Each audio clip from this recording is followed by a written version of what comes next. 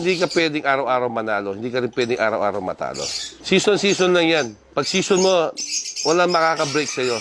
Pag natalo ka, gawa kang paraan. It's not never-ending story kang pigeon racing eh. Natalo man ako ngayon, bukas, ibang story. Basta importante, intact yung mga pesa na magagaling at marunong ka rin gumawa ng pesa mo. Marunong ka mag-condition, mag-handle ng ibon. Yun ang the best.